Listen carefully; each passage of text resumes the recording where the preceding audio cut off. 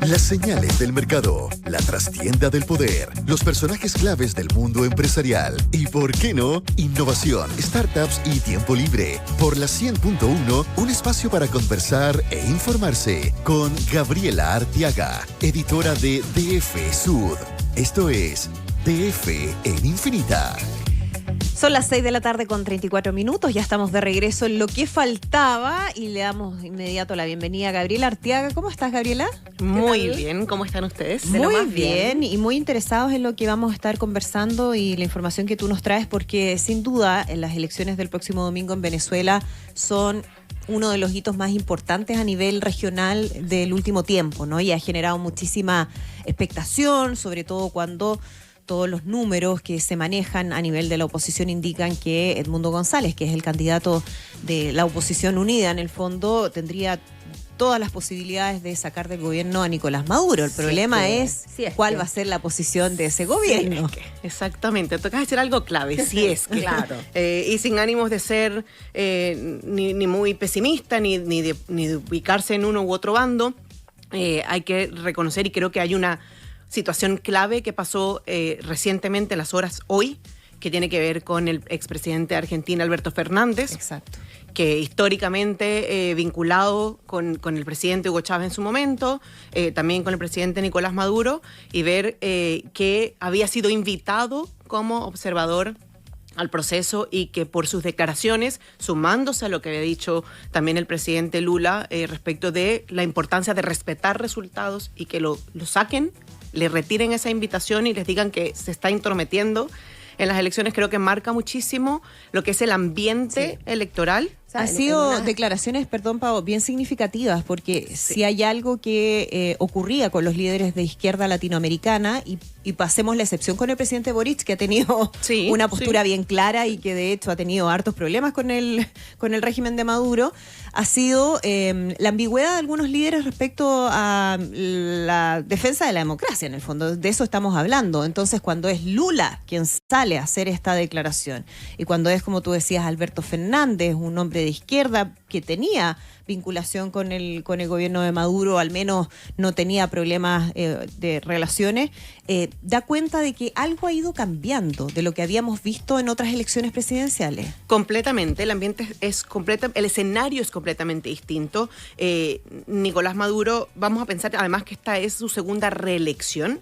Él llegó en 2013 cuando muere el presidente Chávez en su momento, queda él al mando, en el fondo se van unas elecciones donde gana por muy poco, pero gana. Exacto. Más allá de que las elecciones hayan sido o no manipuladas o lo que sea, gana las elecciones, y después viene otro proceso, 2018, donde no hubo participación prácticamente de la oposición, y queda Nicolás Maduro, que además fue a nivel global considerada como una elección fraudulenta y que no era reconocida. Y de ahí viene todo el proceso que ustedes bien conocen con respecto al quien fue en ese momento presidente de la Asamblea Nacional, uno de los grandes triunfos de la oposición.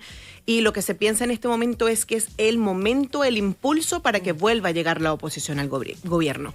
Todo parece indicar, las encuestas parecen señalar que efectivamente Edmundo González, diplomático de carrera, que llega además sorpresivamente a esta contienda, porque viene después de que ha sido inhabilitada María Corina Machado y su sucesora, claro, que es quien pudiera ganar. Ahora, lo que decían al principio, ¿lo van a dejar ganar? Eso es una cosa. Hay que tener muy claro que el Consejo Nacional Electoral está liderado prácticamente por personas afines también al Ejecutivo, al régimen, al gobierno. Pero además uno podría imaginar un escenario hipotético en que, reconocen que ganó, hipotético, pero si tú sigues teniendo a todos los poderes del Estado cooptados, entonces un presidente podría bien transformarse en una figura decorativa y casi de limpieza de imagen, ¿no? Así es. Ahora, estamos viendo este cambio, estas posturas y este llamado desde la región, que verlo desde presidentes un poco de izquierda es distinto a lo que habíamos visto en las elecciones anteriores. Sí. En ocasiones anteriores veíamos un movimiento muy fuerte desde la derecha, pero no habíamos visto figuras de la izquierda involucrándose en esta discusión. No hay observación electoral tan reconocible o tan respetada, ¿no? Va la Unión Europea. Porque los invitaron y luego los desinvitaron. Y además desde hace muchos años que la Unión Europea está en que sí y que no, va el Centro Carter de vez en cuando y van organismos muy puntuales invitados por el Ejecutivo. Pero recuerdo las coberturas electorales, encontrarte observadores era súper difícil y se supone, por lo que se ha dicho últimamente, la oposición parece finalmente haber armado una estrategia que se viene hablando desde el año 2002, exacto, de tener una real presencia. Unidad. Sí, unidad y real presencia en los centros de votación, en los lugares más remotos de Venezuela, un país sumamente grande en territorio, difícil de llegar a muchas zonas y que efectivamente haya presencia para velar por esos votos, que si bien es un proceso electoral automático, lleva también un proceso de conteo manual o un respaldo manual y eso es ahí donde está la clave y eso no se ha respetado antes. Ahora, Gabriela, tú vas a coincidir conmigo en que si realmente, y estoy poniéndome en un escenario hipotético, pero si es que realmente desde el gobierno de Maduro quisieran manipular todo, pueden manipular todo. Completamente.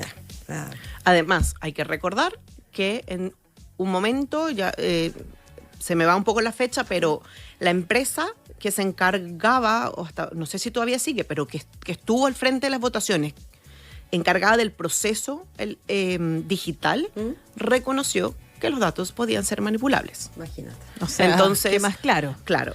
Ahora, también hay otro contexto. En el momento de las elecciones previas de Hugo Chávez, de Nicolás Maduro al inicio, la economía venezolana estaba en otro contexto completamente distinto. Sí. Durante las elecciones, durante el proceso o el gobierno de Maduro, se ha visto una de las crisis económicas más fuertes de la historia del país, una caída del Producto Interno Bruto del 80%.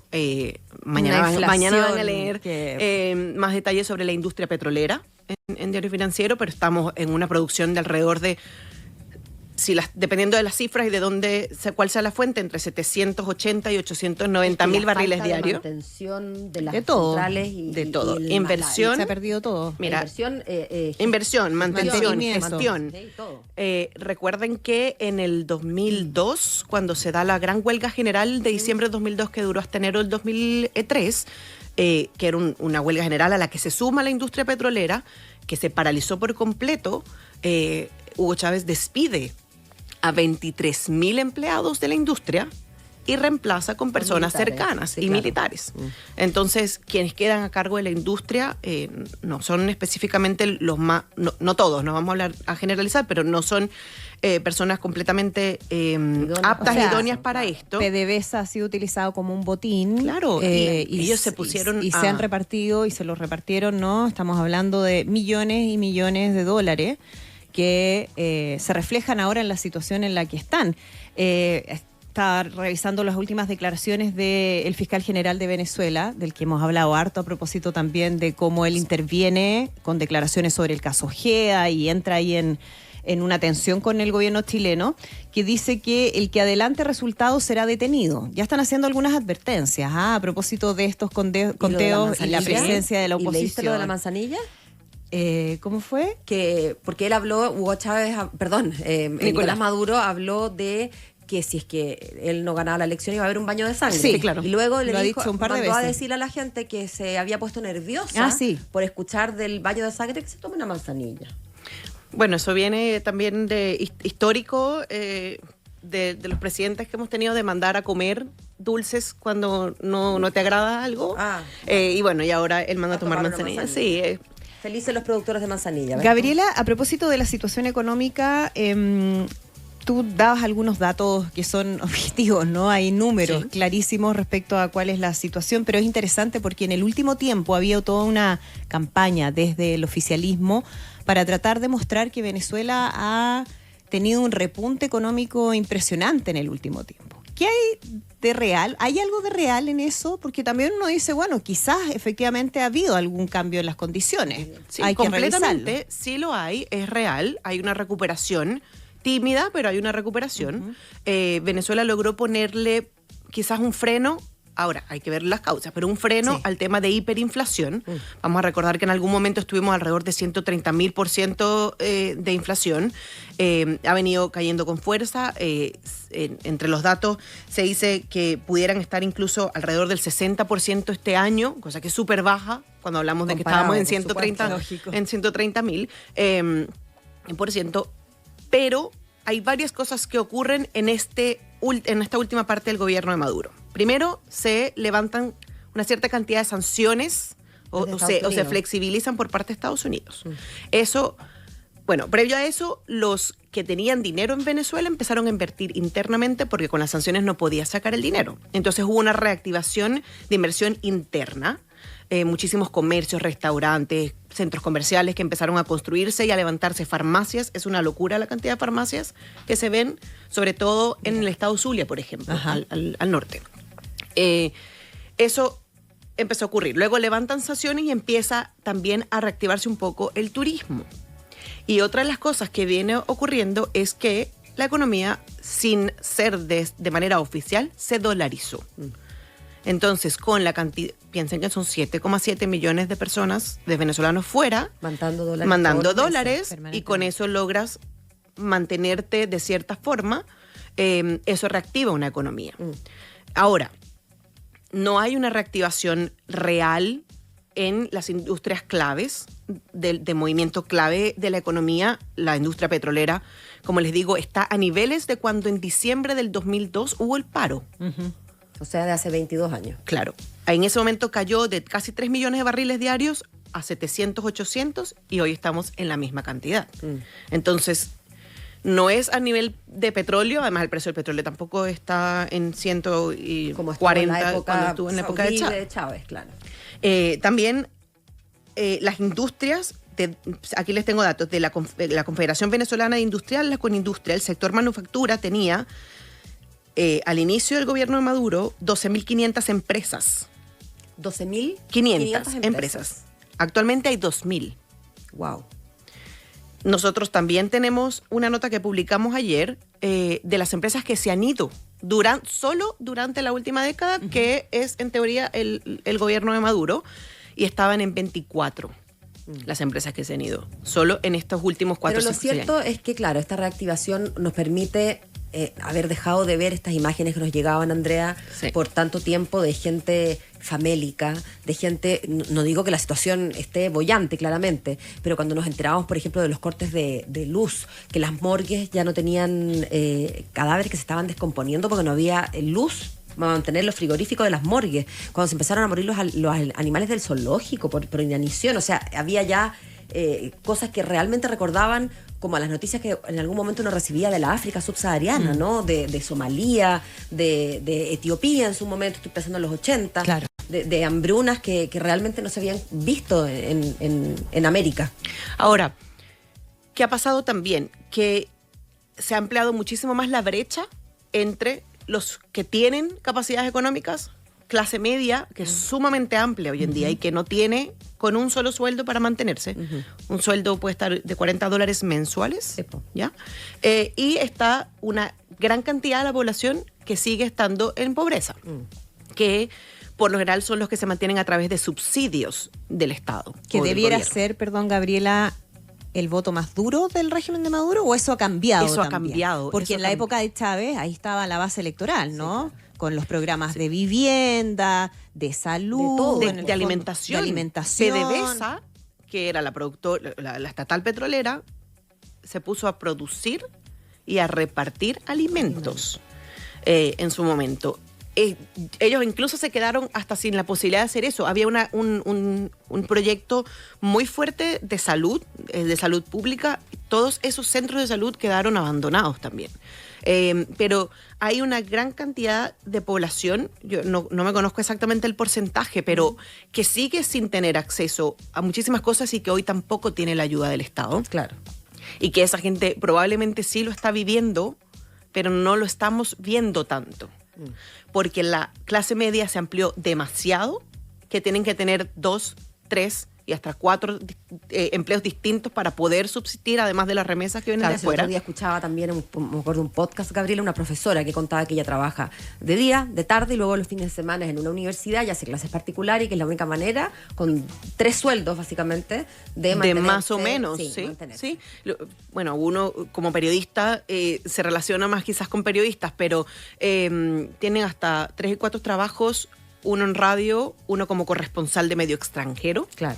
El otro para alguna revista o medio local y de repente algún emprendimiento. Claro, ¿Ok? para lograr cubrir, sí. hacer lo un sueldo básico, que, claro, que permita vivir a la familia. Sí. Entonces, la realidad es que esa gente que se empezó a quedar sin la ayuda del Estado, sin ese soporte, ha cambiado también la forma de pensar. Y lo hemos estado viendo en las coberturas de las campañas electorales, cómo han intentado llegar adeptos al gobierno a hacer su campaña y les cierran la puerta en la cara y les dicen, no queremos escuchar lo que ustedes nos vienen a decir porque estamos cansados, porque lo que yo estoy comiendo es ni siquiera una arepa. Claro. Y esa gente, el tema está en cómo logran movilizarse o no a los centros de votación, si tienen el acompañamiento, si cuando ingresan... Se van a sentir tranquilos para poder votar en la privacidad de lo que uno Claro. supone es la cámara secreta, como podemos votar acá, en que claramente uno se siente, y en buena hora, con la libertad completa de anular el voto, de votar por quien quiera, sin que nadie esté mirando ni molestando, pero eso que damos por sentado en Chile es algo que... Es algo que ya no, allá no, que desde hace muchos claro. años no, y ha habido muchísima presión además con el acompañamiento electoral, gente adapta al gobierno que dice yo te acompaño hasta el lugar de votación y vamos a decir que tú necesitas asistencia. Imagínate, la presión indebida. Muchísimo. El descaro. Y más temprano hablaban del el tema de las encuestas y de los resultados a boca de urna. Eso no existe desde hace muchos años. Lo que se sabe es muy bajo cuerda y por supuesto tampoco se termina relacionando con el resultado final. Pero además basta decir que en la cédula, en la física, digamos, en el voto, entiendo que la fotografía, porque además quizás esa es una buena práctica, acompañar el nombre con la fotografía para que la gente haga más...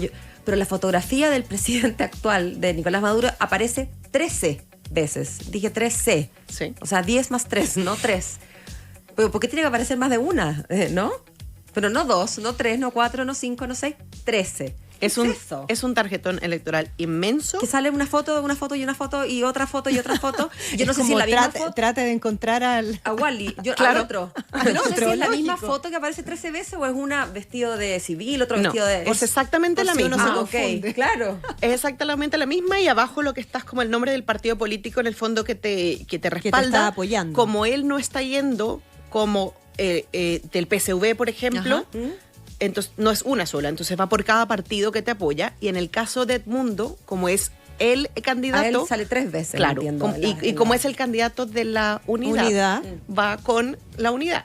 Y además hay que sumar los candidatos que que se presentaron legítimamente, pero que se presentaron, que son de adorno, que básicamente. son de adorno y que ocupan espacio y que pueden confundir, porque además todos Lógico. hombres también, tú llega el momento a alguien que Pueden no conoce confundir. bien la cara de Sí, Edmundo. pensando además que Edmundo González, como tú decías, era un hombre bastante bajo perfil, ¿no? Que Súper viene de otro desconocido. mundo, Académico, muy desconocido. jubilado. Entonces, perfectamente alguien podría no conocer su rostro y confundirse. Y hay uno de los candidatos que se parece a Edmundo, pero mucho más joven, que es un candidato de oposición, que fue por años líder de la oposición y de repente Aparece dijo ahí ya en- no más, ahora estoy por el gobierno y ahora me lanzo yo también. Imagínate. Oye, vamos a tener harto que comentar, ¿ah? Porque, bueno, pase lo que pase, ojalá sea lo mejor, obviamente, para Venezuela, pero va a ser muy noticioso, así que esperamos tenerte en otra oportunidad, Gabriela. Muchísimas gracias. Claro que sí, muchísimas gracias a Que estén ustedes muy y les voy a bien. dejar solo una cifra, Ya. nosotros que nos encantan las cifras, Eso. les voy a dar una cifra en la que estemos bien atentos este domingo. El gobierno jamás, ni siquiera cuando Chávez, han sacado más de 7 millones de votos. 7 millones. nunca 7 sacamos millones más. 600, Ya. pero no han llegado a los 8 No han millones. llegado a los 8. La meta de Chávez siempre fue llegar a 10. Hay 7,7 millones de venezolanos fuera de Venezuela y de esos solo votan, si no tengo mal la cifra, alrededor de 600.000. Ah, y te voy a contar más. El otro día leí, no sé si tú tienes información de esto, de cuántos han podido inscribirse acá en Chile. Acá en Chile Sabemos la son cantidad de como venezolanos, 2.000, entiendo. Y eran como ¿no? 1.700 Sí, personas. y son- cerca de 2.000 personas. Y Era las cifras tanto- creo que son como 500.000 O de- venezolanos acá. O sea, solo- imagínate, pero que era tal el nivel de restricciones que les ponían Lógico. en el consulado, no sé qué, que había 1.700 venezolanos, que yo creo que hay 1.700 nacionales de Costa Marfil en Chile, pero venezolanos hay muchos, muchísimos. 530.000, si no me equivoco, una de las últimas cifras, o hasta abril. Sí, Era el lo que embajador Gasmuri en algún momento habló hasta casi de 700.000 venezolanos en nuestro país. Bueno, Imagínate. solo 1.200, Van a estar 2.000 votando. que van a estar votando, 7,7 fuera, no más de 7,7 millones de votos del gobierno. Vamos a ver qué pasa el domingo. Gabriela Arteaga, editora de DF Sud, muchísimas gracias por acompañarnos. Gracias, Estés muy Gabriela. bien. A ustedes. Faltan 7 minutos para las 7 de la tarde. Esto fue DF en Infinita con Gabriela Arteaga, editora de DF Sud. Un espacio para conversar e informarse por la 100.1.